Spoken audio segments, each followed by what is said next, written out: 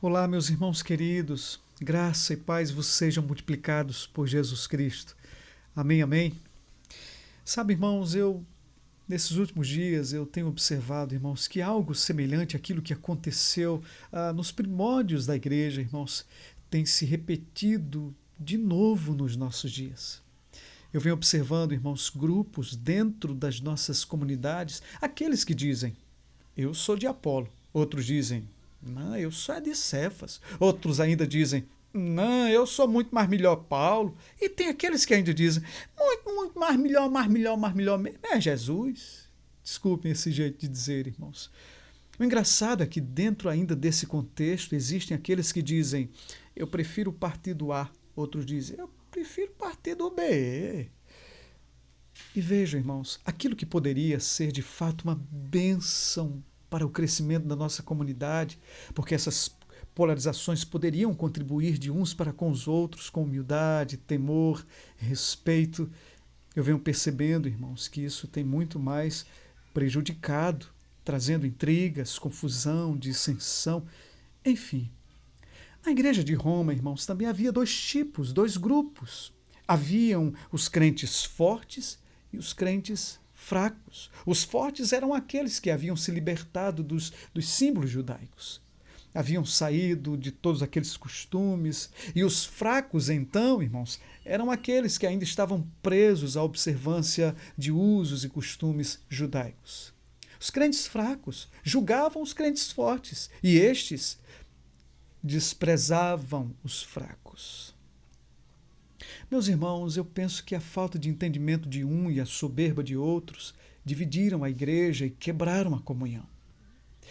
Contudo, irmãos, o bonito de tudo isso é que o apóstolo Paulo ele não toma partido algum, mas orienta os dois lados. Ele reprova tanto o julgamento quanto o desprezo, tanto a falsa espiritualidade quanto a ostentação. Sabe, irmãos, a igreja, de fato, não deve ser um tribunal onde irmãos possam ser julgados, mas uma família, irmãos, onde irmãos possam ser amparados, irmãos. A igreja não deve ser uma arena de competição, mas um campo, irmãos, de cooperação. Entenda, por favor, nós não devemos julgar uns aos outros porque nós mesmos seremos julgados. Ainda, irmãos, nós não somos juízes. Uma vez que todos nós, tanto eu quanto você, estamos na mesma posição daquele que sonda e conhece os motivos do nosso coração, as motivações, meus irmãos, todos nós teremos que comparecer perante o tribunal de Cristo. E aí sim, meus irmãos, todos daremos conta da nossa vida. Por isso, ao invés, irmãos, de nós usarmos lupa para identificar o pecado do outro, meus irmãos, devemos voltar todas as nossas forças e energias para nós mesmos, examinando-nos o nosso coração, irmãos. Ao invés de nos assentarmos na cadeira de juiz para julgar os outros, devemos, irmãos, nos despojar de toda a soberba e nos humilharmos debaixo da potente mão do Senhor nosso Deus, irmãos.